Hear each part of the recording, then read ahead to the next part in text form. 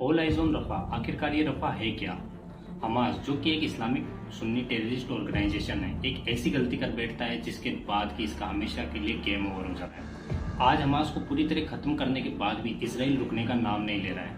आखिर इसके पीछे का रीजन क्या है, चलिए जानते हैं। आप और हम सब लोगों को पता है कि इसराइल अपने चारों तरफ दुश्मन देशों से घिरा हुआ है। जितना इन दुश्मन देशों ने इसराइल को हानि नहीं पहुंचाई, उससे कई ज्यादा हमास के आतंकियों ने इसराइल को कई बार नुकसान पहुंचाया है। 7 अक्टूबर 2023 को गाजा पट्टी की ओर से इसराइल की तरफ हमास 7000 रॉकेट दाग देता है, जिससे कि कई इजरायली नागरिकों की मौत हो जाती है और हमास के लड़ाके इसराइल में घुस के इजरायली नागरिकों को बंधक बना लेते हैं। बंधक बनाने के बाद ये इजरायली नागरिकों को अपने साथ गाजा पट्टी ले जाते हैं। हमास कई बार इसराइल पे छोटे मोटे अटैक करते हुए आया है। इसके जवाब में इसराइल ने भी कई बार काउंटर अटैक में हमास के कई लड़ाके मारे।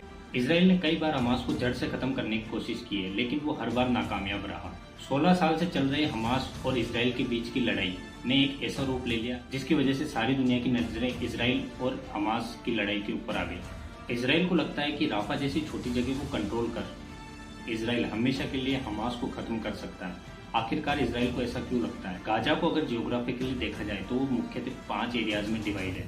इसराइल ने धीरे धीरे गाजा के इन 5 एरियाज पे ऐसा मेजर अटैक किया कि अब वहां पे कुछ भी नहीं बचा है। इसराइल के गाजा पट्टी पे इस अटैक से गाजा पट्टी में रह रहे फिलिस्तीनी नागरिक धीरे धीरे राफा की तरफ बढ़ने लगे और रिफ्यूजी कैंपों में शरण लेने लगे। लेकिन इन सिविलियंस के साथ हमास के लड़ाके और आतंकवादी भी राफा के अंदर जाके इन रिफ्यूजी कैंपों में छुप के बैठ गए हैं। 21 अप्रैल को इसराइल एक मैसेज फिलिस्तीनी नागरिकों के लिए डालता है, जिसमें कि वो बोलता है कि हम बहुत जल्द राफा पे अटैक करने वाले हैं, तो आप सब अल मवेशी कैंप्स में शिफ्ट हो जाएं। कई लोगों ने इसराइल की बात मानी और अल मवेशी कैंपों में शिफ्ट हो गए और कुछ सिविलियंस राफा में रुक गए। 7 मई को आखिरकार इसराइल ने राफा पे अटैक किया और वहां पे नामो निशान मिटा दिया। आज गाजा की स्थिति ये है कि वहां पे हमास के 24 बेस कैंप हुआ करते थे, जिसमें से 18 को इसराइल ने पूरी तरीके से खत्म कर दिया है, जिनमें से 4 कैंप राफा में थे। इसलिए इसराइल ने राफा पे अटैक किया और इन 4 कैंपों को नष्ट करने के लिए पूरे राफा को तबाह कर दिया। राफा हमेशा से ही हमास का ऑक्सीजन सप्लायर रहा है, इसलिए भी ये इसराइल के टारगेट पे था और कहीं ना कहीं इसराइल को लगता था कि राफा को खत्म करना मतलब हमास को हमेशा के लिए जड़ से खत्म कर देना। इसराइल को ऐसा इसलिए भी लगता है क्योंकि राफा गाजा को दुनिया भर के बंदरगाहों से जोड़ता था। यही कारण है कि हमास के आतंकियों को यहाँ से फंड मिलता था और ये इस फंड का उपयोग इसराइल को हानि पहुंचाने के लिए करते थे। इसलिए कहीं ना कहीं इसराइल ने राफा को खत्म करना ही उचित समझा।